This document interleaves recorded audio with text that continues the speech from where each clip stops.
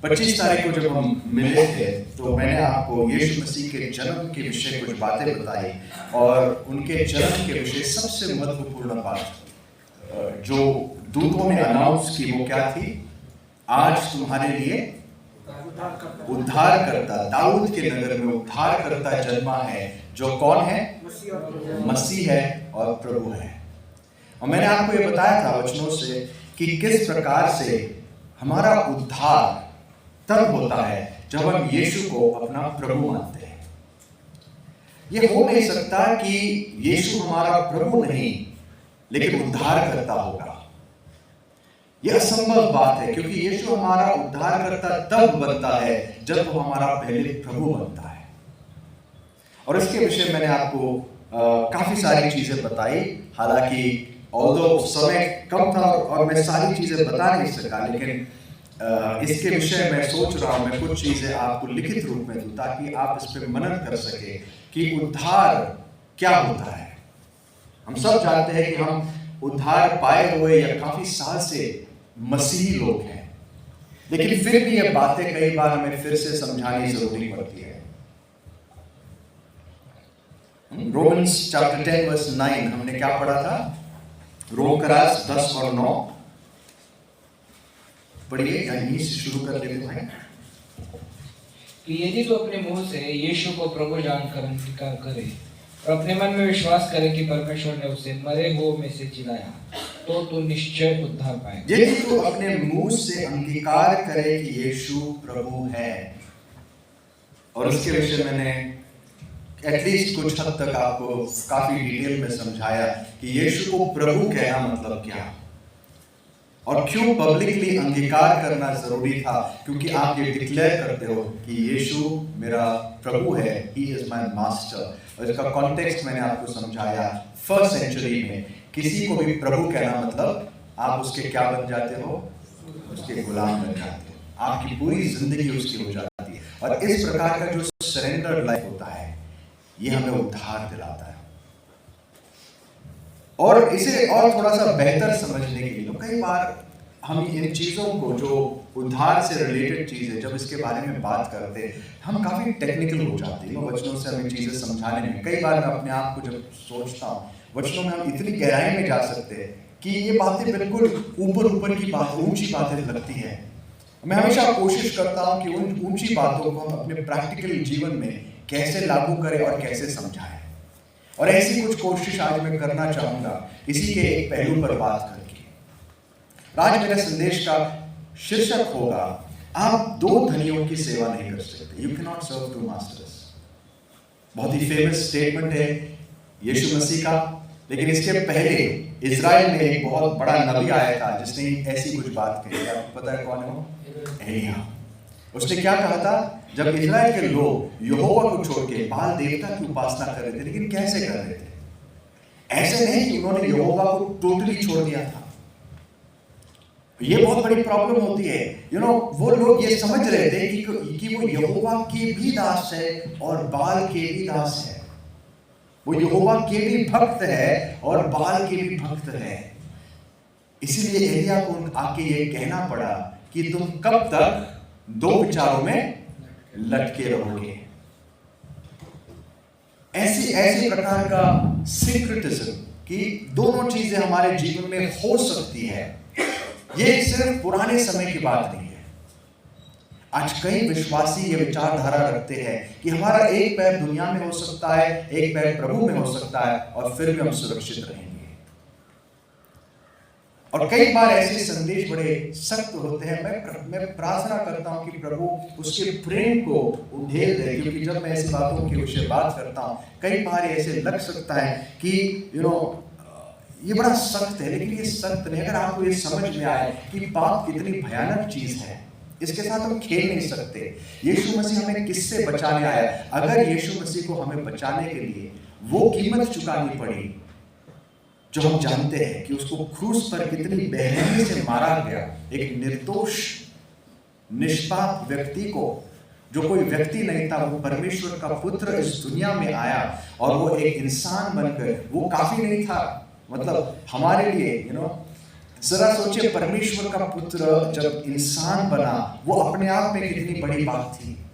वो क्या कुछ झेल रहा था उस समय, लेकिन उसके अलावा वो वहां तक रुका नहीं। वो उस हद तक चला गया जब उसने हमारी सारी शेम को, हमारे सारे शर्म को, हमारे सारे गुनाहों को अपने ऊपर ले लिए और हमारे जैसे पापी की मौत को मरा, जो हमें मरना चाहिए था। और इतनी बेरहमी से और बेदर्दी से उसे मारा गया कि हम कल्पना भी नहीं कर सकते। इसके ऊपर जितने भी चित्र बनाए जाए वो फीके पड़ते हैं उसकी तुलना में यीशु मसीह ने क्या सहा। हमें ये सोचना जरूरी है, अगर इतनी बड़ी कीमत चुकानी पड़ी तो जिससे हमें बचाया गया वो कितना भयानक होगा। It's not something we can take lightly. और जब मैं पाप से बात करता ना, मैं बड़े हैवी बर्डन से बात करता हूँ, मेरा दिल बड़ा बोझ से भर जाता है, दो कारणों के लिए। क्योंकि मैं जानता हूँ पाप क्या, उसने मेरे जीवन में क्या तबाही मचाई थी।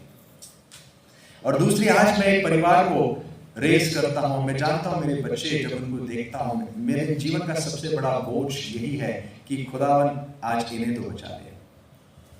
और जब भी मैं बात करता हूँ इसी पिता के भाव से बात करता हूँ, चाहे उनसे हो या आपसे हो, क्योंकि मैं जानता हूँ कि ये चीज कितनी भयानक है।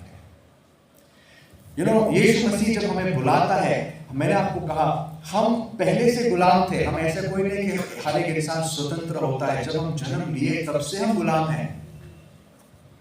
मैं आपको बताऊंगा कैसे, टोटली एंस्लेव्ड। हमारे सारे, हमें लगता है हम स्वतंत्र हैं। एक इंसान जो मौज मस्ती में जीता, उसको लगता है कि कितनी स्वतंत्रता से वो एंजॉय करता है। This is my life, I am free. But वो फ्री नहीं होता। हर चीज की कीमत होती है, बंधन होता है वो। और बचपन से जो बंधन में है, किसके बंधन में? पाप के बंधन में। और यीशु मसीह जब इस दुनिया में आए, उन्होंने हमें उस बंधन से छुड़ाने के लिए, मैंने आपको रिडेम्पशन का कॉन्सेप्ट पिछले हफ्ते समझाया। रिडेम्पशन क्या होता था? एक गुलाम जब किसी की गुलामी करता था, उसको अगर छुटकारा देना है, अगर दूसरा उस गुलाम को छोड़ना चाहता है तो क्या करना पड़ता था? एक कीमत देनी पड़ती थी, अच्छी खासी कीमत।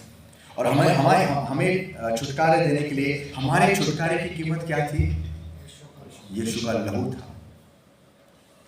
इतनी बड़ी कीमत थी, इतनी बड़ी कीमत थी कि कोई इस बात से अपने आप को, मतलब कोई अपने आप से इसको हासिल नहीं कर सकता। एग्जाम्पल देता हूं, मानो मैं एक ऐसा व्यक्ति हूं जिसने किसी का खून किया, 3-4 खून कर लिए मैंने, और किसी ने मुझे पकड़ा नहीं।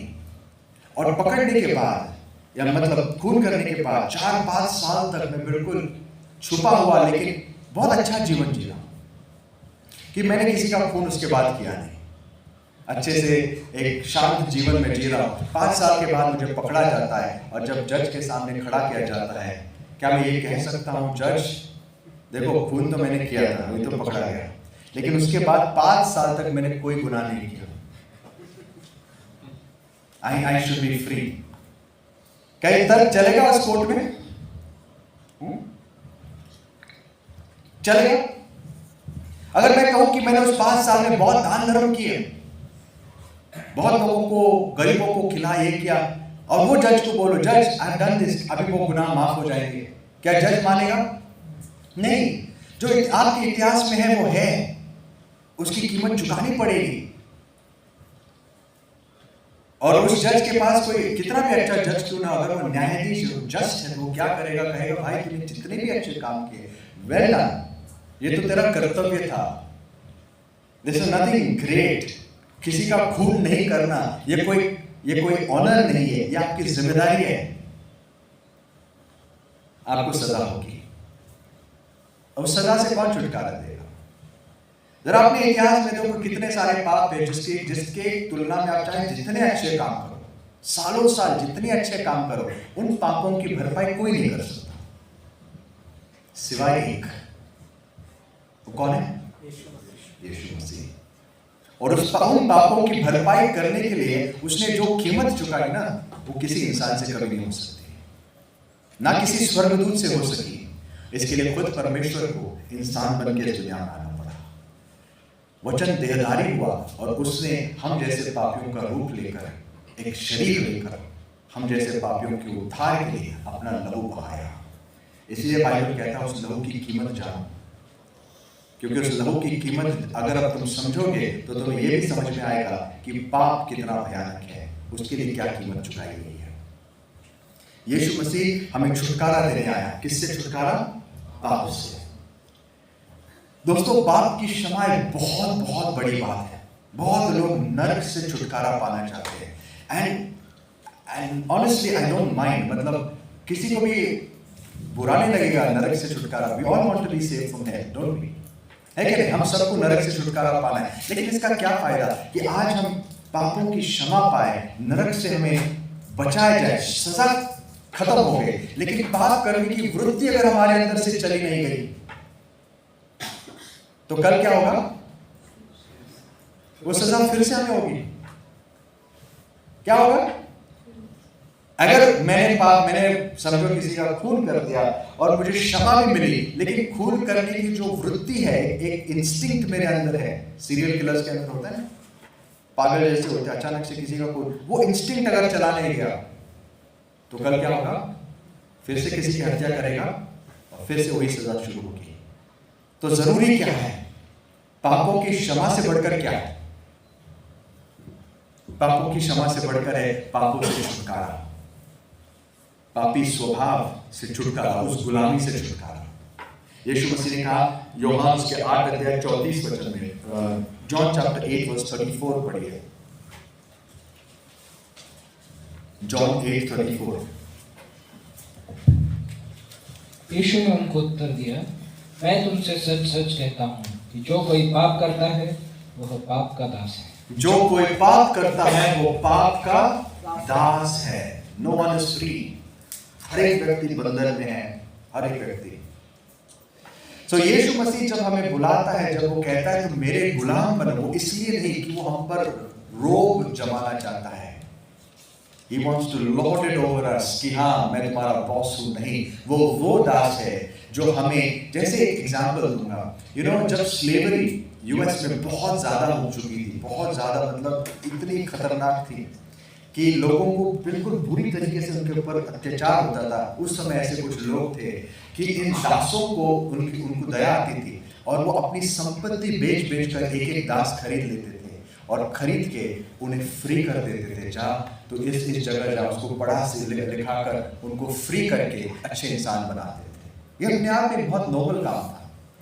लेकिन यीशु मसीह ने जो किया उससे कहीं बढ़कर है। उसने हमें ऐसे दासत्व से छुड़ाया जो हमें कंप्लीटली तबाह कर देने वाला था, लेकिन उसने सिर्फ हमें छुटकारा देके छोड़ नहीं दिया। उसने कहा आज से तुम मेरे दास बनो, क्योंकि अब से मैं तुम्हें पूरी तरीके से संभालूंगा। आपको पता है यीशु मसीह ने हमें अपना लहू देकर दास करके खरीद लिया, लेकिन घर में लाने के बाद क्या बना दिया? अपना बेटा बना दिया। ये वो प्रभु है।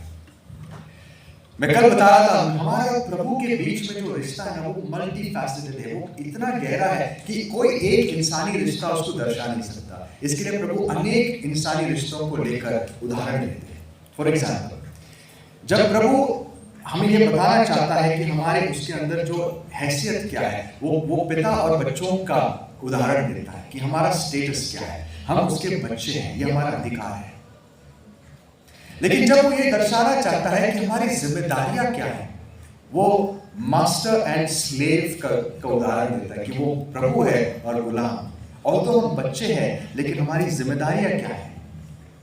आज बहुत लोगों की वृत्ति ये है कि हम बेटे हैं ना, तो आजकल के बच्चे कैसे होते हैं, मेरा घर है, पैर ऊपर करके बैठ गए। हाँ, ये तुम्हारा घर है, फाइन, माँ बाप सब सेवा करते हैं, लेकिन क्या वो बच्चा एक अच्छा नागरिक, एक उद्धार पाया, एक सभ्य व्यक्ति बन सकता है? उसका कैरेक्टर अच्छा होगा? नहीं। तो उसका कैरेक्टर बनाने के लिए उसको सर्विस सिखानी पड़ेगी। जो बच्चों को कभी काम नहीं आता, थोड़ी सी कुर्सियां लगा सकते शायद से चाहिए तो, ताकि हम जल्दी से बैठ जाए।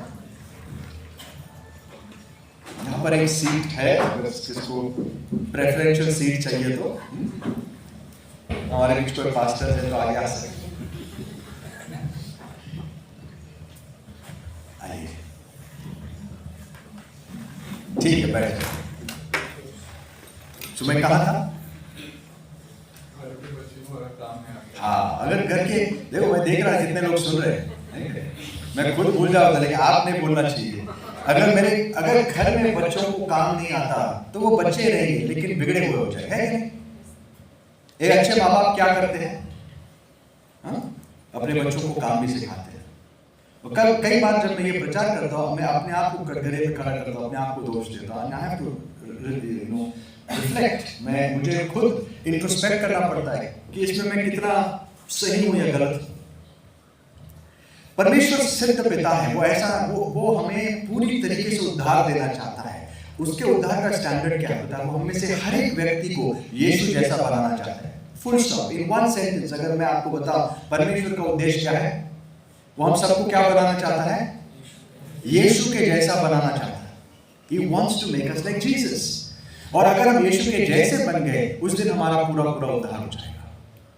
और बाइबल यह वायदा करती है एक दिन हम शरीर में भी उसके जैसे हो जाएंगे। 1 John chapter 3 verse 2 and 3 पढ़िए। पहला यूहन्ना 3 अध्याय 2 और 3 वचन। पहला यूहन्ना 3 अध्याय 2 और 3। हे प्रियो, अभी हम परमेश्वर की संतान हैं और अब तक यह प्रकट नहीं हुआ कि हम क्या कुछ होंगे। इतना जानते हैं कि जब वह प्रकट होगा तो हम भी उसके समान होंगे, क्योंकि उसको वैसा ही देखेंगे जैसा वह है। और जो कोई उस पर यह आशा रखता है वो अपने आप को वैसा ही पवित्र करता है जैसा वह पवित्र है। वो कहता है, जॉन कहता है कि हम ये नहीं जानते जिस दिन प्रभु आएगा वो कैसा होगा, दुनिया कैसी होगी। इसके ऊपर आज बहुत सारी चर्चा होती है। जॉन कहता है मैं नहीं जानता। ये वही जॉन है जिसने रेवलेशन लिखा हुआ है। वो क्या कहता है? जिस दिन यीशु आएगा मुझे पता नहीं कि हम कैसे होंगे, क्या डिटेल्स होंगे, बहुत सारे इसके ऊपर क्वेश्चंस आते हैं। ठीक है, जॉन कहता है वो सारी चीजें एक तरफ हम नहीं जानते हम कैसे होंगे, लेकिन नहीं जानते जब वो प्रकट होगा हम उसके जैसे होंगे। हम उसके जैसे होंगे। और जो आज इस आशा को रखता है वो क्या करता है? हर दिन अपने आप को पवित्र करता है। दोस्तों, जिस दिन यीशु आएगा ये मत समझ लेना कि हमारा जीवन आज दुनिया में कितना भी खराब क्यों ना हो, सारे के सारे बाय डिफॉल्ट वहां चेंज हो जाएगा। ऐसा कभी नहीं होगा। अगर आज हम उसके रूप में बदलते नहीं जा रहे हैं तो उस दिन हम उसके जैसे नहीं हो सकते। ये प्रोसेस आज शुरू होना चाहिए। पहला कोरिन्थियों 3:8 में, 2 कोरिन्थियंस 3 वहां टर्न करने की जरूरत नहीं, लेकिन पौल समझाता है जहां आत्मा है 3:18 जहां आत्मा है वहां स्वतंत्रता है। और जहां पवित्र आत्मा वो क्या करता है? जैसे हम यीशु की महिमा देखते रहते हैं, उसके ऊपर विचार करते रहते हैं, वो हमें उसकी प्रतिमा में बदलते लेकर जाता है। So Jesus came to save us from sin. यीशु हमें पाप से छुड़ाने आया। अब आप देखिए, जिस गुलाम से प्रभु हमें छुड़ाता है उस गुलाम से वो दूसरे गुलामों के जैसा या दूसरे प्रभुओं के जैसा नहीं। पुराने समय में अगर किसी गुलाम को खरीदा जाता तो वो गुलाम एक से निकलकर दूसरे का बाय डिफॉल्ट गुलाम बन जाता था। लेकिन यहाँ पर एक और चीज प्रभु ऐड करता है जो कोई और प्रभु नहीं करता। वो ये है कि जब वो किसी गुलाम को खरीदता है वो उस गुलाम को ऑफर देता है, वो उसको इच्छा देता है, उसकी डिग्निटी वो मेंटेन करता है कि तू बता तू मेरा गुलाम बनना चाहता है क्या। ये प्रिविलेज किसी गुलाम को नहीं दी, प्रभु ने हमें दी है। जब वो पाप से हमें बुलाता है बाहर, वो कहता है इससे तुझे मैं छुड़ा सकता हूं, क्या तू आना चाहता है। और अगर हमारी मान्यता हो, अगर हम अग्री करते तब वो हमारा प्रभु बनता है। इसीलिए रोमन्स जो 10 और 9 हमने पढ़ा, क्या पढ़ा? अगर तू अपने मुंह से यीशु को क्या करे? प्रभु करके अंगीकार करे। ये तुम्हारी इच्छा है, you are free to do it और नॉट। लेकिन ये मत समझना कि अगर तुम यीशु को प्रभु नहीं मानते तो स्वतंत्र हो जाओगे। नहीं, तुम बाय डिफॉल्ट किसके गुलाम बन जाओगे? पाप के ही गुलाम बने रहोगे। सो चॉइस हमारे पास दो ही है, ईदर वी सर्व क्राइस्ट और वी सर्व सिन। या तो हम मसीह की सेवा करें या तो हम पाप की सेवा करें। और मैंने आपको बताया पाप बस एक प्रॉक्सी है। पाप क्या है? प्रॉक्सी समझते हो ना? दूसरे के इशारों पर चलने वाला। एक्चुअल बॉस कौन है? शैतान। क्योंकि जहां पाप है वहां किसका अधिकार है? आप जानते हैं ना जॉन 14 एंड में वर्स 30 में जब यीशु मसीह आखिरी भोजन कर रहे थे, उस आखिरी भोजन के समय जब वो जाने पर थे, प्रभु कहता है देखो दुनिया का सरदार आ रहा है। कोई देख नहीं पाया उसको, लेकिन यीशु देख रहे थे शैतान आया है, और वो क्या कहता है, देख वो आया है लेकिन मेरे अंदर उसकी कोई चीज नहीं पाई जाती, मेरे अंदर उसका कुछ भी नहीं है, इसके लिए वो मेरे ऊपर कोई अधिकार नहीं जता सकता। He has no claim over me। शैतान आया था ये देखने, इसको कहाँ पकड़े, कुछ मिलेगा, अगर मेरी कोई चीज इसके अंदर मिली तो मैं उसको दोषी ठहराऊंगा। शैतान ढूंढते रहता है, लेकिन यीशु के बारे में उसने क्या कहा, इसके अंदर ऐसी कोई बात नहीं जो मेरी है। प्रभु हमें भी वैसा बनाना चाहता है।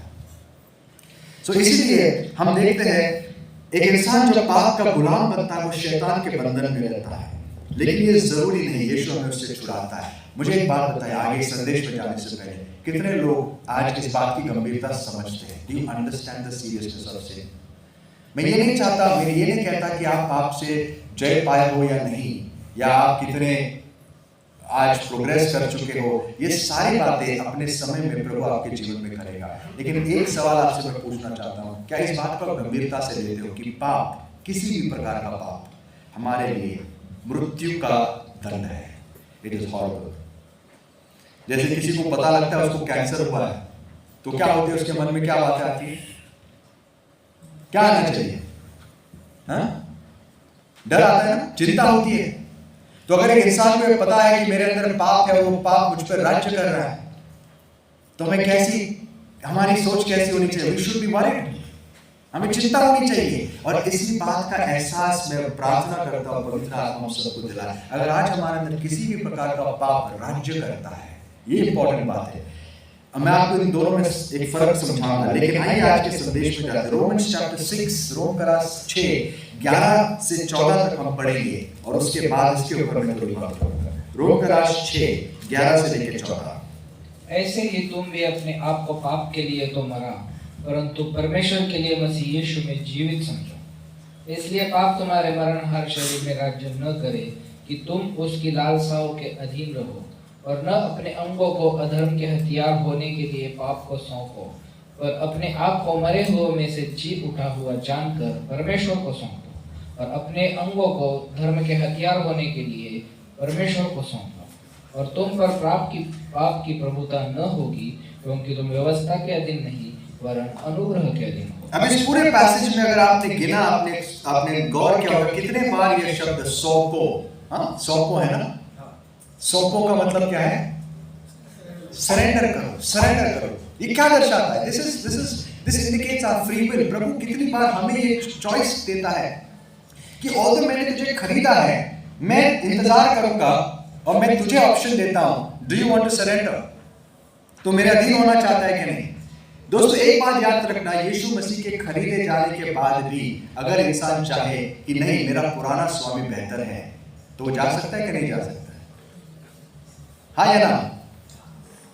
सिंपल आंसर, बिल्कुल जा सकता है। यीशु वो प्रभु है जिसने कीमत चुकाने के बाद भी वो नहीं कहता नहीं तो अब मेरा है। ये बहुत बड़ा फर्क है। वो कहता है कि अगर तू जाना चाहता है बेटा जा। कई बार जाते हैं फिर से मांगते प्रभु बचा ले, फिर से प्रभु कीमत चुकाकर उसी लहू को दर्शाकर हमें वापस ले लेता है, क्योंकि वो बहुत दयालु है। इसलिए बाइबल कहते हैं उसके लहू को तुच्छ मत जानो। तुच्छ कैसे जानते हैं? जब उसकी कीमत नहीं समझते। हम सोचते हैं यार बार बार। एक एग्जांपल देता हूँ आपको। आज हम सबके घर में पानी आता है कि नहीं? आता है कि नहीं आता? Most of us like without problems. 24 घंटे वाले कितने हैं इधर? बिंदास। तो आपको कभी टेंशन नहीं होगा आपके कपड़े मैले हो गए, आपके हाथ गंदे हो, कोई टेंशन नहीं, क्योंकि घर में बहुत सारा पानी है। गंदे हो गए, मैं 3 बार 4 बार नहाता हूँ, कोई टेंशन नहीं। राइट? जाते गंदे हो गए, हाथ धो लो, नहा लो, कपड़े धो लो, 4 बार वॉशिंग मशीन लगा, कोई टेंशन नहीं, क्योंकि पानी सस्ता है। लेकिन वहीं अगर आप ऐसी जगह में रहते हो जहां 1 लीटर पानी 5000 में मिलता है, तो आप कितनी बार नहाने का सोचोगे? कितनी बार नहाने का सोचोगे? मैं तो महीने नहीं नहाऊंगा। 1 लीटर 5000 और नहाना नहीं है तो उसके लिए मैं क्या करूंगा? कहीं गंदगी में जाने से पहले 10 बार तो सोचूंगा ना, 100 बार सोचूंगा कि भाई नहीं ऐसे इसमें नहीं जा सकता, इधर कपड़े धोने के लिए पानी नहीं है, ये गंदे हो गए तो कौन धोएगा? राइट? क्योंकि अब मुझे पानी की कीमत पता चल गई है, इसके लिए मेरी जिंदगी वैसी बन गई है। जहां पानी की कीमत नहीं होती वहाँ जिंदगी निश्चित होती है। जहाँ यीशु के लहू की कीमत नहीं समझी जाती, वहाँ लोग पाप में ऐसे पड़े रहते जैसे सुअर कीचड़ में। लेकिन जहाँ यीशु के लहू की कीमत कोई समझता है ना, वो पाप करने के पहले 100 बार सोचेगा। लेकिन ये एहसास आना अपने आप में एक चमत्कार है, इट्स डिफिकल्ट। और ये एहसास मैं सोचता हूँ आज के संदेश में हमको आया कि हमें परमेश्वर किस चीज से बचाने आया है। तो यहाँ पर लिखा है कि अपने आप को सौंपो, और उसके बाद कहा है कि 14 वचन में, पाप तुम्हारे ऊपर प्रभुत्व नहीं करेगा। करेक्ट, लिखो, पढ़ो है, sin shall not reign over you or be your master। तुम पर पाप की प्रभुता न होगी, हाँ, क्योंकि तुम व्यवस्था के अधीन नहीं और अनुग्रह के अधीन हो। तुम पर पाप की प्रभुता नहीं होगी, sin will no longer be your master, क्योंकि तुम अब व्यवस्था के अधीन नहीं लेकिन अनुग्रह के अधीन हो। यहाँ पर एक आइडिया पॉल हमें डिपिक्ट करता, हमारे सामने रखता है कि जो इंसान हमारे पास 2 ऑप्शन है, जैसे मैंने कहा, एक तो हम पाप के प्रभुत्व में रहेंगे या यीशु के, जहां पे वो हमें अनुग्रह देता है। Grace is the kingdom of Christ, right. इसी के 20 वचन को पढ़ लेना, 6:20, रोम का राज 6:20। जब तुम पाप के दास थे तो धर्म की ओर से स्वतंत्र थे। जब तुम पाप के दास थे तो धर्म के और से स्वतंत्र थे, मतलब धार्मिकता से तुम स्वतंत्र थे, तुम कोई अच्छे काम कर नहीं पाते। अब इसका मतलब क्या है? मैंने शुरुआत में आपको कहा था, यीशु का वो वाक्य जो आज मेरे संदेश का टाइटल है, you can not serve two masters. आप 2 धनियों की सेवा नहीं कर सकते। अब ये मसीह ने किस कॉन्टेक्स्ट में कहा, मैं आपको आज बताना चाहूंगा कि जब पाप आपके और मेरे जीवन में राज्य करता है तो वो क्या करता है, और मसीह जब उसी जगह राज्य करने लगता है तो क्या होता है। और ये फर्क हमें जानना जरूरी है ताकि हम समझ जाएं कि इस वक्त हम पर कौन राज्य कर रहा है। जरूरी नहीं कि आपने एक बार अपना जीवन प्रभु को समर्पित किया तो आज आप उसके दास हो, जरूरी नहीं है। इसको चेक करते रहना जरूरी है। बाइबल में कई बार हमें वार्निंग्स दी गई। यीशु ने खुद कहा, मैं दाखलता हूं, तुम डालियां हो। अगर तुम मुझ में बने रहोगे तो क्या होगा? फल लाओगे। अगर तुम मुझ में बने रहोगे तो फल लाओगे, अगर बने नहीं रहोगे तो काट कर तुम्हें क्या कर दिया जाएगा? जला दिया जाएगा। बने रहना, जो अंत तक बना रहेगा उसी का उद्धार होगा, क्योंकि उद्धार एक दिन की बात नहीं, पूरा प्रोसेस है। जिसने उन अवलौकिक चीजों का स्वाद लिया है और आज उससे भटक चुके हैं, उनको वापस लाना कैसा है? असंभव है। जैसे कि परमेश्वर के पुत्र को फिर से क्रूस पर चढ़ाना। ऐसे कई सारे वार्निंग्स क्यों दिए गए हैं? क्योंकि ये सारी चीजें संभव है। These are real threats। और इसीलिए दोस्तों आज हमें अपने जीवन के बारे में गहराई से सोचना है। तो आइए यही से शुरू कर दे। मैं सोच रहा था, मैं कुछ रैंडम चीजें ले रहा हूं कि ये एग्जॉस्टिव एग्जांपल्स ले रहा हूं आपको सिर्फ दिखाने के लिए कि पाप जब राज्य करता है तो क्या करता है। बाय द वे, जब कोई आपके जीवन में राज्य करता है, जैसे एक दास के पास, एक प्रभु के पास एक दास होता था, उस दास के जीवन में जो कुछ भी होगा वो कौन डिसाइड करता था? उसका प्रभु। कि उसका समय कैसा वो बिताएगा। ओके, उसको पैसे जो मिलते उसके साथ वो क्या, उसको पैसे मिलते नहीं थे भाई, उसके हाथ में कुछ होता ही नहीं था ना। उसको कौन कपड़े देगा, उसको क्या देगा, ये सारी चीजें कौन डिसाइड करता था? उसका प्रभु। नहीं। सो आज अगर पाप हम पर राज्य करता है तो हमारे जीवन में हर डिसीजन किसके प्रभाव से होता है? पता है? पाप के। आइए उस पैसेज को पढ़ लेते हैं। Matthew chapter 6 verse 22 to 24। मत्ती उसका 6वां अध्याय 22 से लेकर 24 तक हम पढ़ेंगे। शरीर का दिया आंख है, इसलिए यदि तेरी आंख निर्मल हो तो तेरा सारा शरीर भी उजियाला होगा, परंतु यदि तेरी आंख बुरी हो तो तेरा सारा शरीर भी अंधियारा होगा। इस कारण वह उजियाला जो तुझ में है, यदि अंधकार हो तो वह अंधकार कैसा बड़ा होगा। कोई मनुष्य 2 स्वामियों की सेवा नहीं कर सकता, क्योंकि वह एक से बैर और दूसरे से प्रेम रखेगा, वह एक से मिला रहेगा और दूसरे को तुच्छ जानेगा। तुम परमेश्वर और धन दोनों की सेवा नहीं कर सकते। अब क्योंकि यीशु मसीह ने इसको कौन से कॉन्टेक्स्ट में कहा है? कौन से कॉन्टेक्स्ट में कहा है? धन की। चलो इसका let's take this as an example कि अगर पाप हमारे जीवन में राज्य करता है तो हम हमारा फाइनेंशियल लाइफ या धन के प्रति हमारी वृत्ति कैसे होगी? Verses if Jesus is the lord of our life, यीशु मेरे जीवन का प्रभु है, तो मेरी वृत्ति कैसे होगी? प्रभु ने एग्जाम्पल क्यों दिया? क्यों प्रभु ने कहा एक इंसान दो धनियों की सेवा नहीं कर सकता? और ऑप्शंस में उन्होंने दिया गॉड एंड मनी, पाप और प्रभु और पैसा।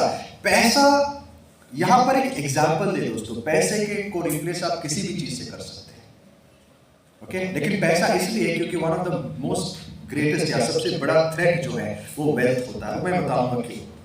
आइए इस पैसेज को थोड़ा सा डिकोड करते हैं। इस पैसेज में जो असली पाप है ना, वो धन नहीं है। बाइबल में ये भी जानते हैं कि कई बार हमें बताया गया है धन का प्रेम, the love of money is the root of all evil, right? 1 Timothy 6:14। पाप, पैसों का जो प्रेम होता है वो हर प्रकार की बुराई का जड़ होता है।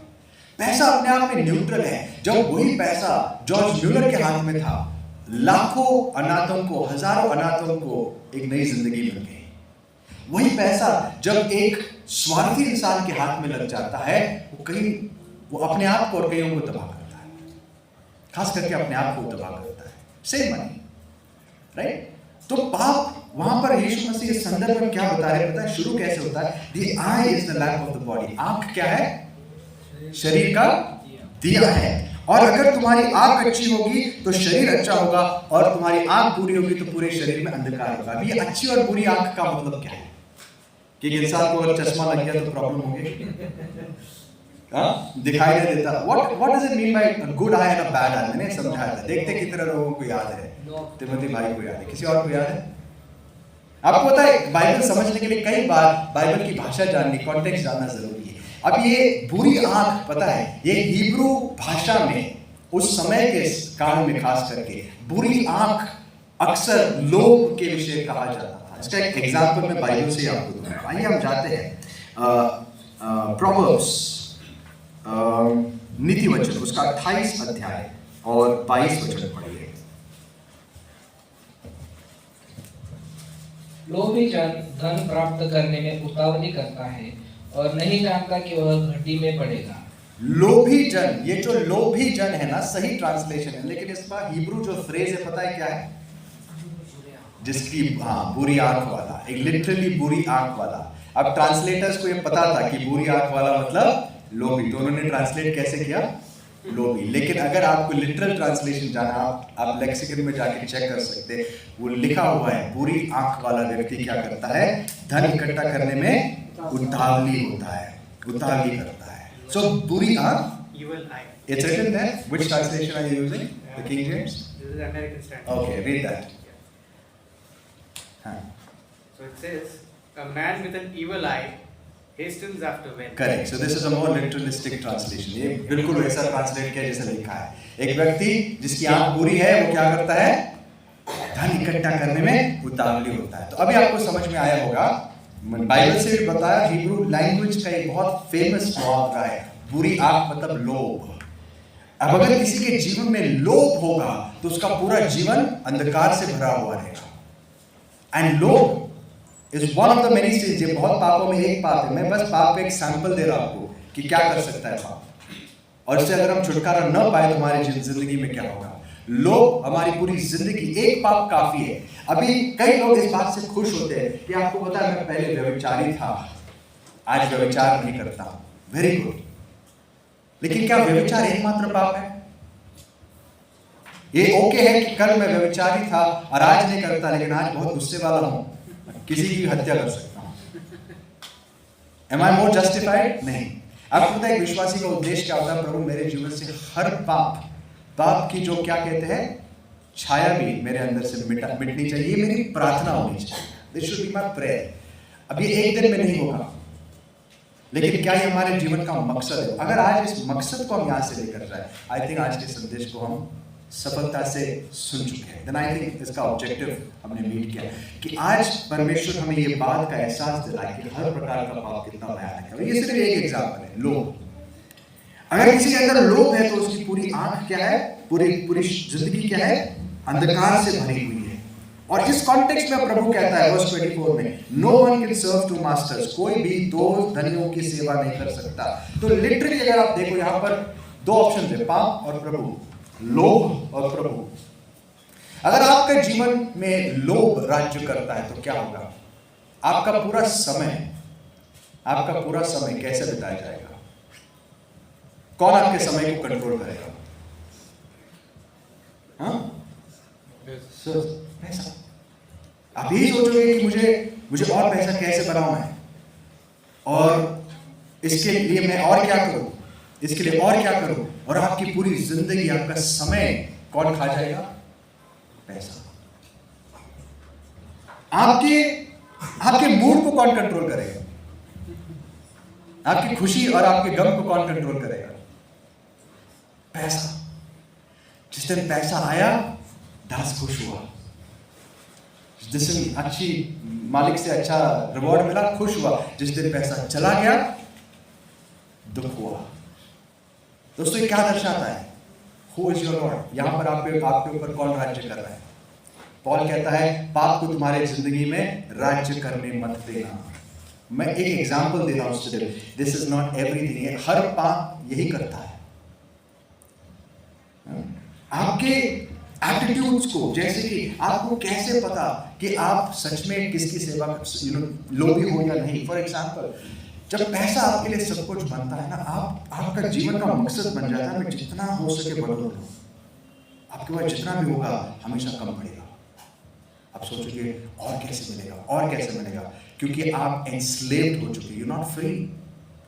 आप स्वतंत्र नहीं हो। आपको हमेशा लगेगा कि अब काफी नहीं है। आपके मूड्स उस पर डिपेंड होंगे। आप हमेशा आनंदित या दुखी हो जाओगे। जब आता है, जैसे मैंने कहा, आया तो खुश हो गए, गया तो आपको बहुत दुख लगेगा। आपके हर मेजर डिसीजंस पैसे के आधार पर लिए जाएंगे। फॉर एग्जांपल, आपका करियर, आप आपके करियर में क्या बनोगे, इसका डिसीजन कौन लेगा पता है? इसका बेस क्या होगा? मुझे पैसा कहाँ मिलेगा। जब मैं प्रभु में आया था, मैं अक्सर मेरी गवाही नहीं देता, लेकिन कहाँ जरूरी समझता। आई थिंक अगर आपको एनकरेज हो तो मैं जब आया था, मैं इतना निराश हो चुका था। मुझे लगता है मेरा कुछ नहीं होगा, मेरी ना शादी होगी, मुझे ना नौकरी मिलेगी, लेकिन मुझे प्रभु मिल गया था। I think that was the greatest moment of my life. मुझे और कुछ चाहिए भी नहीं था। सर पे बाल थे, ना मेरे पास पगार था, ना कुछ था। आई वाज एक्सट्रीमली ब्रोकन, और मुझे ये लगता था कि मेरा कुछ नहीं होगा। पता नहीं कहाँ से मेरी शादी होगी। Fortunately for me, may be unfortunately for her, हाँ, शादी हो गई मेरी। पगार था मेरा तब 5,000 या 2,000 पगार था मेरा। मैंने कभी सोचा नहीं कि अब कैसे होगा, आगे क्या होगा। अचानक से नौकरी का एक ऑफर आया। तो मेरा पहला सवाल था, उस नौकरी एक्सेप्ट करने के पहला मेरा क्वेश्चन था, सैटरडे संडे ऑफ है क्या? मैंने पगार भी नहीं देखा था, मैंने देखा कि सैटरडे संडे छुट्टी मिलेगी क्या, क्योंकि मुझे चर्च जाना मेरे लिए सबसे इम्पोर्टेंट था। It was like I was in love. मैं प्रेम में पड़ गया था। किससे? यीशु के। जब मैंने नौकरी स्विच की मेरी पहली बार, तब भी मैंने यही देखा, यहाँ पर अब सैटरडे संडे नहीं मिलेगा तो वहाँ सैटरडे संडे मिली। मेरे करियर फोकस ये था, मुझे सैटरडे संडे छुट्टी कहाँ मिलेगी। और दोस्तों, मैं आपको बताना चाहता हूँ, मेरी जीवन की गवाही है। जहाँ कुछ नहीं था, वहाँ परमेश्वर ने ऐसी ऐसी जगहों से आशीषें दी, ऐसी ऐसी बरकतें दी कि मुझे खुद पता नहीं मैं कहाँ से कहाँ पहुँच गया। और सारी बातों में मेरी खोज एक ही थी कि मुझे इस बात की परवाह नहीं थी कि मेरी सैलरी कितनी बढ़ रही है। मुझे परवाह थी कि मुझे क्या चर्च जाने मिलेगा या नहीं। अब इसमें मैंने कोई बढ़ाई नहीं। I think this is just response, एक रिस्पॉन्स था कि मुझे जब प्रभु मिला तो मेरा रिस्पॉन्स क्या था। अब इसी दौरान मेरे कई सारे मेरे जीवन में उतार चढ़ाव भी आए। I lost track. मैं उस मार्ग से भटक गया। थोड़े समय के लिए मैं पैसों को भी चेस करने लग गया, और तब मुझे पता चला कि मेरे जीवन में कितनी निराशा, और it was such a miserable life. और तब वही चीजें होने लग गई जो जिसके बारे में हग्गाई बात करता है। जेब में तो पैसे आ रहे थे, लेकिन कौन से छेद से निकल रहे थे मुझे पता नहीं। कोई संतुष्टि नहीं थी, कोई खुशी नहीं थी, आनंद नहीं था। Miserable life at home. फिर मुझे पता चला कि नहीं, मेरा जीवन अब पटरी से उतर गया है। फिर परमेश्वर ने एक और मौका दिया। ऐसे कई मौके मुझे दिए हैं, और इसकी गवाही मैं देता हूँ। उसका अनुग्रह बहुत बहुत बड़ा है दोस्तों।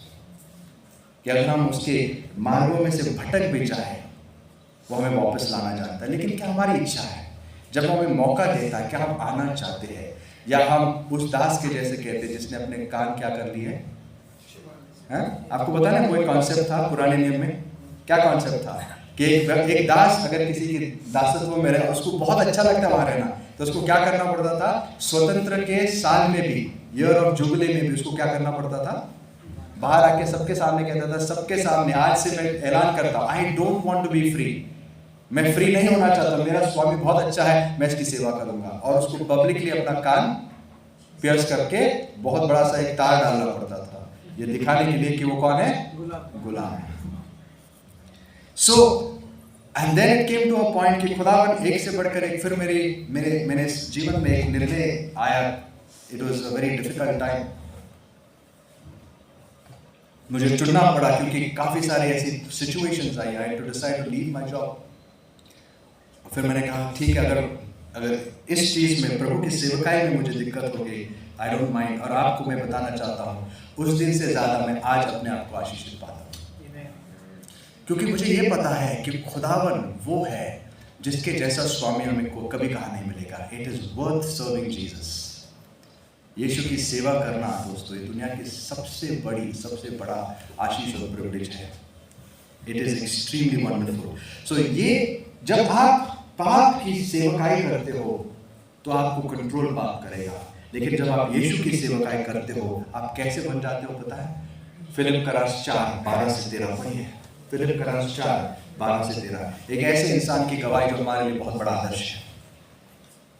The Apostle Paul, पढ़िए फिलिप का रास 4:12-13। मैं दीन होना भी जानता हूँ और बढ़ना भी जानता हूँ, हर एक बात और सब दशाओं में तृप्त होना, भूखा रहना और बढ़ना घटना सीखा है। जो मुझे सामर्थ्य देता है उसमें मैं सब कुछ कर सकता हूँ। तो भी तुमने भला किया कि मेरे क्लेश में मेरे सहभागी हुए। पॉल कहता है तुमने मुझे ऑफरिंग्स दे, बहुत धन्यवाद, तुम्हें बहुत आशीषें मिलेगी, लेकिन मैं तुम्हें एक बात बताना चाहता हूँ, मैं तुम्हारे ऑफरिंग से खुश नहीं, तुम्हारे देने से तुम्हारे लिए खुश हूँ मैं। लेकिन मैं इस बात में आप संतुष्ट हूँ। मेरे पास चाहे पैसा हो ना हो, मेरे पास बहुत हो या कुछ भी ना हो, मैं संतुष्ट रहना चाहता हूँ, क्योंकि जिसने मुझे बुलाया है वो मुझे संभालता भी है, वो मेरे लिए सब कुछ है। I can do all things through him who strengthens me। जिसने मुझे बुलाया है उसमें मैं सब कुछ क्या कर सकता हूँ, गरीबी भी झेल सकता हूँ। अब मुझे कोई फर्क नहीं पड़ता। ये पौलुस की गवाही थी, और प्रार्थना करेंगे, मैं प्रार्थना करता हूँ कि मैं भी हमेशा उस स्तर तक आ सकूं कि चाहे हमारे पास कुछ हो या ना हो, हमें कोई फर्क नहीं पड़ता। जैसे हबाकुक ने कहा, अगर मेरे दाख की बारियां खाली पड़े, अगर मेरे जैतून के पेड़ पर फल न लगे, मेरे कैटल जो मेरे भेड़ बकरियां हैं, अगर वो सारे खत्म हो जाए, अर्थात मेरा बैंक बैलेंस खत्म हो जाए, मेरी प्रॉपर्टी खत्म हो जाए, I will still rejoice in God my saviour. मैं मेरे परमेश्वर में आनंद करूंगा। That is a free man. वो कौन है? स्वतंत्र व्यक्ति है। स्वतंत्र व्यक्ति है, उसको ना किसी चीज की परवाह। एक व्यक्ति जो यीशु का दास है वो कभी चिंतित नहीं होता।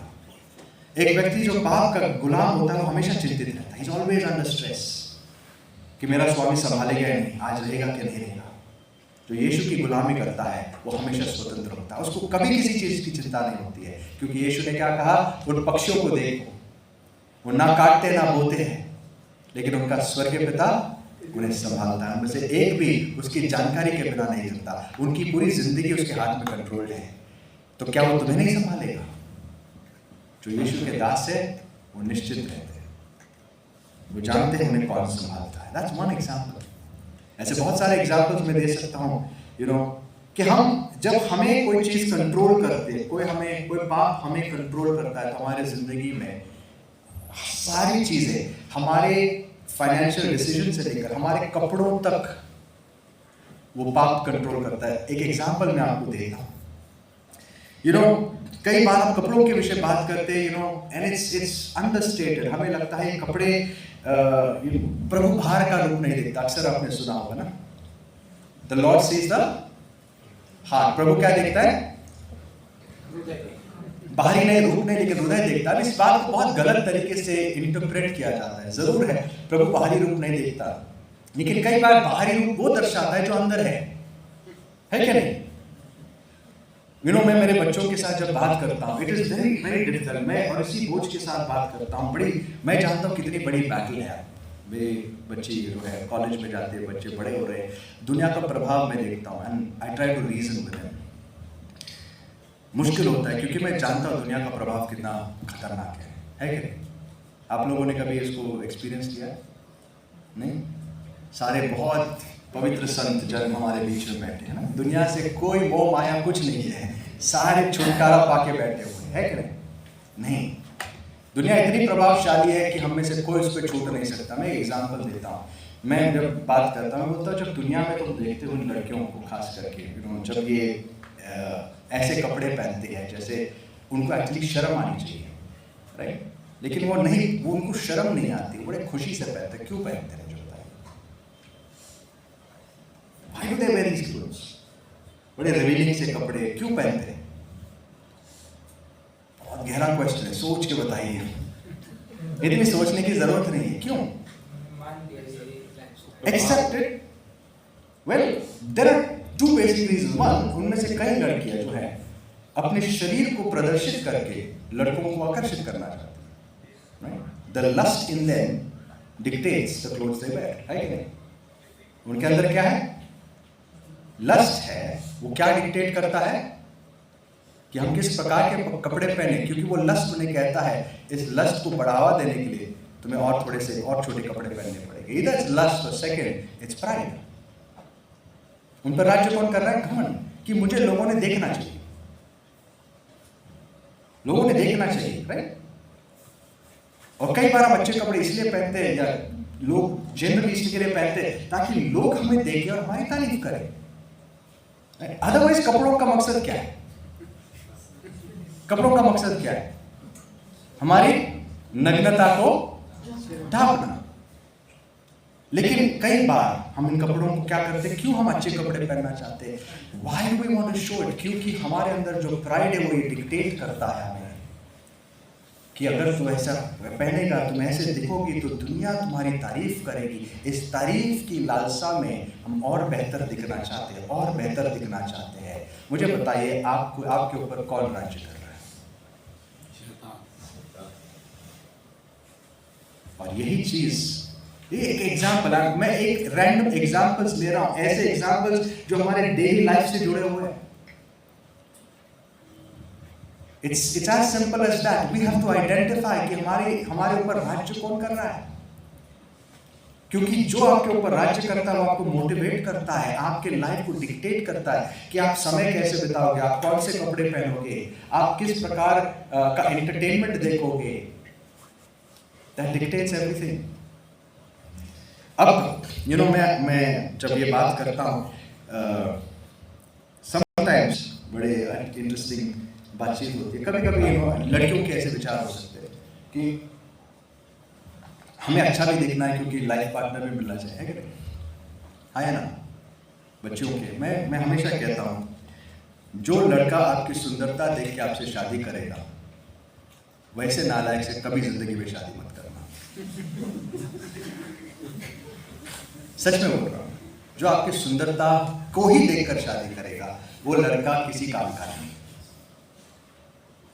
जो इंसान आपके चरित्र से प्रभावित होता ना, वो सच्ची हीरा हो जाता है, हीरा बनेगा आपके लिए। एक विश्वासी की सोच यही होती है कि विश्वासी कभी बाहरी दिखावे पे या बाहरी दिखावे से नहीं चलता, एक विश्वासी अंदरूनी सुंदरता से चलता है।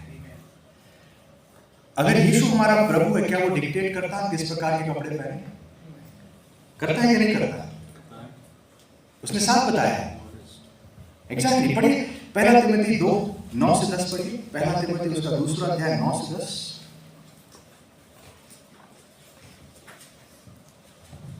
वैसे ही स्त्रियां भी संकोच और संयम के साथ सुहावने वस्त्रों से अपने आप को संवारे, न कि बाल गूंथने और सोने और मोतियों और बहुमूल्य कपड़ों से, पर भले कामों से, क्योंकि परमेश्वर की भक्ति ग्रहण करने वाली स्त्रियों को यही उचित भी है। अब ये किसकी आज्ञा लगती है आपको? प्रभु की आज्ञा या बस अपोस्टल पॉल ने अपने मन से कुछ लिख दिया? What do you think?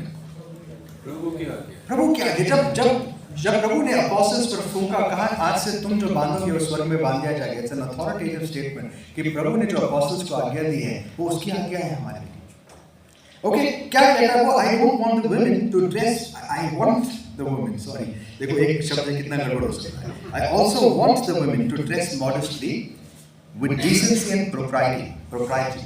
मतलब क्या है? मैं चाहता हूँ कि स्त्रियां कैसे कपड़े पहने?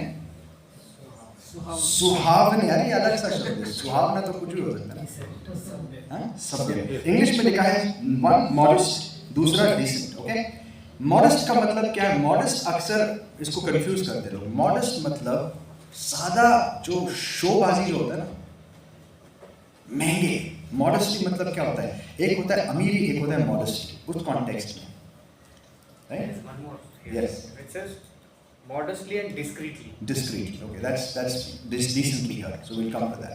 So जो discreetly या decently है, वो मतलब revealing नहीं कि हम किसी के कुछ दिखावा, मतलब उसको उसके अंदर पाप की भावनाएं न उत्पन्न करें। और ये स्त्रियों को क्यों ज्यादा करके लिखा गया? क्योंकि पुरुषों के पास ज्यादा ऑप्शन नहीं है। अगर पुरुष हाफ पैंट भी पहने तो किसी को कोई फर्क नहीं पड़ता है, हमें देखने के लिए कोई नहीं आता। स्त्रियों को बनाया है परमेश्वर ने, अलग बनाया है, और इसीलिए स्त्रियों के लिए आज्ञाएं ज्यादा करके दी गई है। लेकिन मॉडेस्टी दोनों को अप्लाई करते हैं। मॉडेस्टी का मतलब क्या है? एक इंसान अगर अपने कपड़ों पर फॉर एग्जांपल 10-15 हजार खर्च करे। आज मुझे बड़ा शौक लगता है कि जब प्रचारक जो स्टेज पे खड़ा होकर यीशु का प्रचार करते, एक 50-50 हजार के सूट, 20 हजार के suit, this is completely contrary to the grain of Christianity. परमेश्वर के वचनों के खिलाफ है ये मॉडेस्टी। अब मैंने इस पूरे पैसेज को कई बार समझाया और मैंने ये भी कहा, देखो यहाँ पर पॉल या पीटर दोनों इन चीजों को लिस्ट करके नहीं दे रहे कि ये मत करो। यहाँ पर एक सिद्धांत है। फॉर एग्जांपल, अब कई बार हमें ये पढ़ के लगता है सोना ना पहनो, तो बिल्कुल सोना पहनना नहीं चाहिए। लेकिन अगर आपने नोटिस किया, यहाँ पर ये भी लिखा है कि बाल नहीं गूंथना चाहिए, करेक्ट? तो आज कई लोग बाल गूंथते हैं लेकिन सोना नहीं पहनते। इसका मतलब क्या है? क्या हर चीज उसी तरीके से एक पॉल हमें प्रोहिबिट कर रहा है, नहीं करना है, नहीं करना नहीं? एक सिद्धांत है। उस समय में जो स्त्रियां थी, जो दुनिया की स्त्रियां थी, वो उनका लेटेस्ट फैशन था। दुनिया की स्त्रियों का वो लेटेस्ट फैशन था। खास करके जो ज्यादा गहने वगैरह पहने, ये दिखाना कि हम कितने अमीर हैं और हम कितने बड़े हैं। और उससे क्या होता है? एक शो होता है कि लुक एट मी, मुझे देखना। अब आज बाल गूंथना बड़ा सिंपल माना जाता है कि नहीं, क्योंकि फैशन बदलते हैं, है ना? आज बाल गूंथना उतना फैशनेबल नहीं है। तो पॉल का कहने का मतलब क्या है? जैसे दुनिया की स्त्रियां अपने आप को श्रृंगारते, वैसे प्रभु की स्त्रियों ने नहीं करना चाहिए। और मैं अक्सर कहता हूं उस कॉन्टेक्स्ट में, खास करके ये पूरा का डिस्क्रिप्शन जो है ना, कई सारे रोमन किताबों में आपको पाया जाएगा। This is the description of immoral women. जो वेश्याएं होती थी, वो इस प्रकार से सच धज के आती थी ताकि वो क्या करे? लोगों को आकर्षित करे। पॉल कहता है कि हमें उनके जैसे नहीं बनना है, हमें अपने आप लोगों को अपनी ओर आकर्षित नहीं करना है, सभ्य और डिसेंट कपड़े पहने। और सेम चीज पतरस भी कहता है, सेम चीज पतरस भी कहता है। अब वो क्यों ये सारी चीजें कहता है? क्योंकि प्रभु कह रहा है। लेकिन जब एक इंसान जब चाहे वो स्त्री हो या पुरुष, अब पुरुषों के लिए भी कई कम आदतें नहीं, कई बार पुरुषों को भी बड़े अच्छे कपड़े पहनने के शौक है। अब कपड़ों से हमें कोई प्रॉब्लम नहीं। देखो, कई बार आपका उद्देश्य इंपॉर्टेंट है। अगर प्रभु ये नहीं कहता आप भिखारी जैसे हो, है क्या नहीं? जहां जिस स्थिति में आपको जाना है, शादी में जाना है, जहां पर सारे लोग वहां पर एक सर्टन क्या कहते हैं डिग्निटी के साथ है, तो आपको उनके साथ एक लेवल तक मिलना है, राइट? समाज में फॉर एग्जांपल, अगर इंडियन समाज में किसी स्त्री को सोना पहने हुए ये माना जाता है कि ये शादीशुदा है और ये एक सभ्य चीज देखी जाती है। जैसे कुरिन्थ के रास में स्त्रियों का सर ढांपना उनके लिए बहुत इंपॉर्टेंट सिंबल था अधीनता का, तो पॉल कहता उसको मानो। तो अगर हम सोना पहनते हैं for that reason, it is fine. लेकिन जब वो लाइन क्रॉस हो जाती है और वो सारी चीजें हमारी और लोगों को आकर्षित करने के लिए होती है, आपको क्या लगता है उसको कराने वाला कौन है? इट इज सिन। तो प्रॉब्लम कपड़े नहीं, प्रॉब्लम अंदर का जो अंदर की इच्छा, जो पाप है, उससे छुटकारा पाना ज्यादा जरूरी है। एक इंसान जब इस स्थिति में आता है कि उसको कोई फर्क नहीं पड़ता कि दुनिया उसके बारे में क्या सोचे, मेरी तारीफ हो या ना हो, मुझे कोई देखता नहीं देखता, यू आर फ्री, तो आप सच में स्वतंत्र हो। आपको कभी किसी को इंप्रेस करने की इच्छा नहीं होती। लोग आपको देखे न देखे, यू आर हैप्पी। क्यों? आप क्या सोच रहे हो? कौन देख रहा है मुझे? प्रभु देख रहा है। अगर प्रभु मुझसे प्रसन्न है तो दुनिया, कोई अच्छा फ्रेज बताओ, कहीं कभी मैं ऐसे फ्रेज यूज कर लेता, जाए खड्डे में, सेफ। कभी कभी मैं कुछ चीजें ऐसे बोल देता हूँ जो मुझे पता नहीं, मे बी वेरी इनअप्रोप्रिएट। दुनिया गई खड्डे में। अगर प्रभु मुझसे खुश है तो मुझे क्या चाहिए?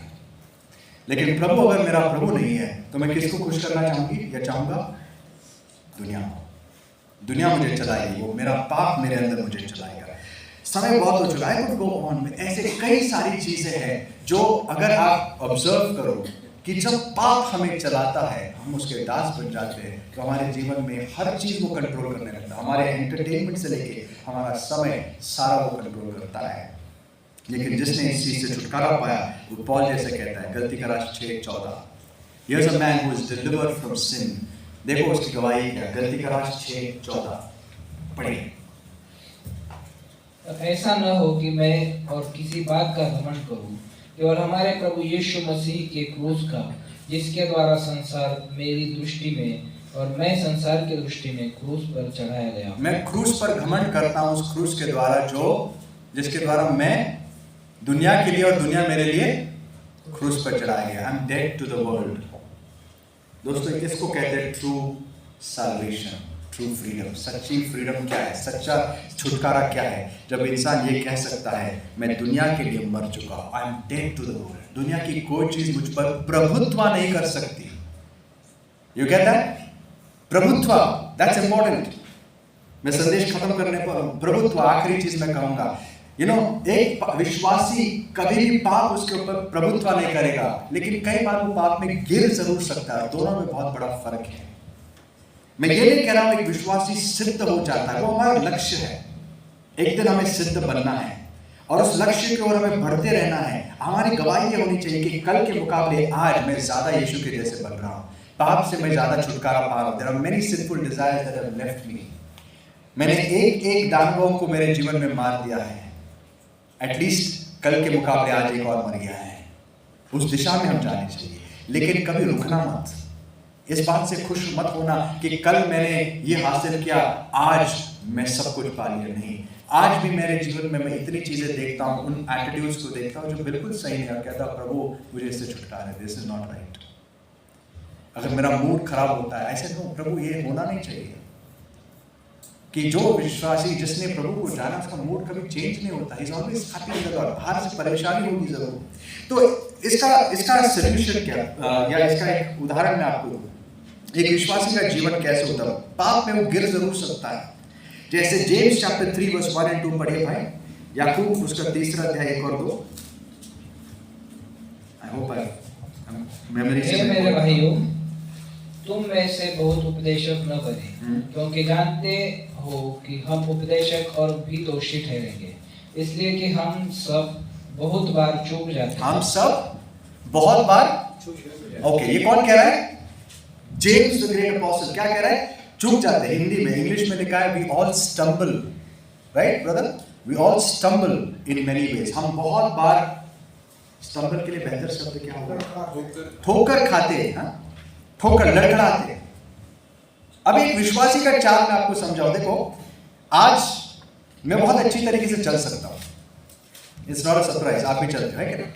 लेकिन एक समय था जब मैं 2 या 3 साल का था, चलना मेरे लिए बहुत बड़ी बात थी। नहीं पता नहीं कब एग्जैक्टली, लेकिन वो उम्र होती ना 2 साल मेरे लिए गिरना ज्यादा नॉर्मल था, है क्या नहीं?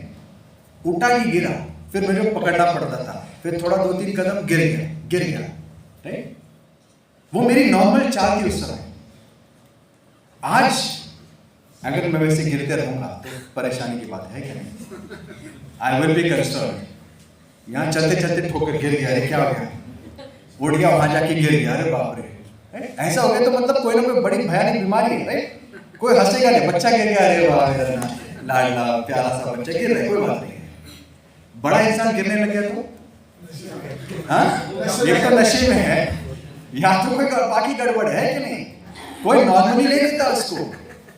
तो वैसे विश्वासी होता है, एक समय होता है जब गिरना टूटना ही हमारे लिए नॉर्मल था, लेकिन जैसे हम मसीह में बढ़ते हैं हम कई बार वंस इन अ वे लड़खड़ा जरूर सकते हैं। अगर आज भी मैं चलता हूँ, मेरे अंधेरे में कहीं कुछ आ गया बीच में, मैं गिरूंगा जरूर, राइट? लेकिन आपको पता है गिरने के बाद मेरा रिएक्शन क्या होगा? सबसे पहले गिरने के बाद यहाँ वाले एक से देखा तो नहीं है कि ना, शर्म आएगी कि नहीं आएगी? एक विश्वासी जब पाप से मुक्ति पाता है, इस रास्ते पर चलता है, जब वो किसी पाप में गिरता भी है ना, तो उसको इतनी शर्म आती है। बच्चे को शर्म नहीं आती, वो गिरता है, हंसते रहता है, रोता है, उसको कोई फर्क नहीं पड़ता है। लेकिन जब एक बड़ा आदमी गिरता है, उसको शर्म आती है। दूसरी चीज वो क्या करेगा पता है? जगह नोट कर लेगा, भाई इधर ना, वो पत्थर पहले साइड में रख देगा, नोट करेगा, यहाँ से वापस आने के टाइम में वापस गिरना नहीं, 4-5 लोगों को बता के जाएगा, राइट? तो ये होती है मसीह की चाल, विश्वासी की चाल। जैसे हम बढ़ते हैं हम ठोकर खा सकते हैं, लेकिन अगर उसमें हम बने हुए हैं, if that is our walk, एक पापी का चाल ही पाप में होता है, दैट्स हिज नेचुरल वॉक। एक विश्वासी के लिए पाप बड़ा अनकंफर्टेबल होना चाहिए। हम गिर जरूर सकते हैं, हमारे मोमेंट ऑफ वीकनेस में, हमारे कोई ठोकर का कारण आ गया, कमजोरी के समय में गिर सकते हैं, लेकिन उस समय बड़ी शर्म आएगी। तब आप जान सकते हो कि आप मैच्योर हो रहे हो, तब आप जान सकते हो you really Jesus is your lord. प्रभु आपका प्रभु है, पाप आप पर प्रभुत्व नहीं कर रहा है। वो बीच बीच में कुछ डाल सकता है आपको गिराने के लिए, but sin is not reigning over you. वो आपके ऊपर राज्य नहीं कर रहा। आपको फर्क समझ में आया राज्य का और गिरने का, अड़खड़न आके? That's the difference. हम में से मैं उम्मीद करता हूँ बहुत सारे लोग इस स्टेज तक आ रहे हैं कि आप ठोकर खा सकते हो, लेकिन पाप में चल नहीं रहे हो आराम से। अगर चल रहे हो तो बड़ी दुख की बात है। आज प्रभु से अनुग्रह मांगो। क्या कर सकते हैं? सबसे पहले प्रार्थना करो, इच्छा रखो प्रभु मुझे छुटकारा पाइए। कई बार लोग प्रभु के सामने आते थे और कहते थे, अंधे लोग आते थे, तो प्रभु का सवाल क्या होता था? बड़ा अजीब सा सवाल होता था, हाँ? क्या तुम पहले बोले क्या चाहता है, क्या चाहता है, व्हाट डू यू वांट? बड़ा ऑब्वियस सा क्वेश्चन है। प्रभु और क्या चाहिए? मेरे पास आंख नहीं है। प्रभु रुकता था उसकी गवाही के लिए, उसके कबूली के लिए। प्रभु मेरी आंखें खोलते हैं। तो आज भी प्रभु वही करता है, वो रुकता है। अगर आपकी इच्छा है तो आपको पूरी सहायता, अगर सामर्थ्य देगा आपको छुटकारा देने के लिए, मुझे छुटकारा देने के लिए। लेकिन हमारा एटलीस्ट हमसे क्या बनता है? फर्स्ट स्टेप क्या होता है? आस्क द लॉर्ड, प्रभु आज मुझे एहसास है मेरे जीवन में ये एरिया है जहां पर पाप मुझे कंट्रोल करता है, प्लीज मुझे छुटकारा दे। देखो वो आपकी सहायता करता है। बी ऑनेस्ट, जो सत्य में चलता है उसी को परमेश्वर क्या करता है? छुटकारा देता है। यीशु ने अपने शिष्यों को कहा, last verse include John chapter 8 verse 32 पढ़िए। जॉन 8:32। हमने 34 पढ़ा था, अभी 32 पढ़ेंगे। और सत्य को जानोगे और सत्य तुम्हें। उसके एक वचन पहले पढ़िए भाई, 31। तब यीशु ने उन यहूदियों से जिन्होंने उसकी प्रतीति की थी कहा, यदि तुम मेरे वचन में बने रहोगे तो सचमुच मेरे चेले होगे और सत्य को जानोगे और सत्य तुम्हें। देखो, जिन्होंने विश्वास किया तो उनसे प्रभु बात कर रहे हैं।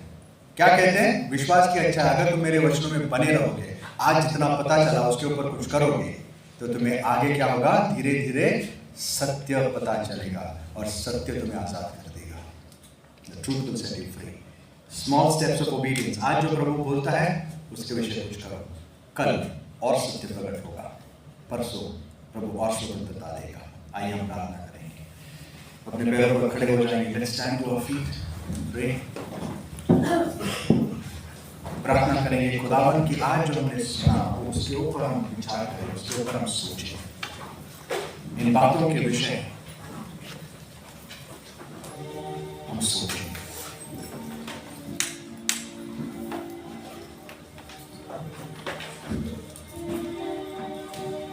स्वर्गीय पिता, जो बातें आज हमने सुनी खुदावन वो हमारे कानों तक नहीं लेकिन हृदय तक पहुंचे। जैसा आपका वचन कहता है, मैं मेरी प्रजा के साथ एक नई वाचा बनाऊंगा, एक ऐसी वाचा जहाँ पर मैं मेरे नियम उनके हृदयों पर लिखूंगा। आज होने देना कि ये नियम हमारे हृदयों पर लिखे जाए, ताकि हम पूरी तरीके से आपके दास बने। यीशु मसीह के नाम से आमीन।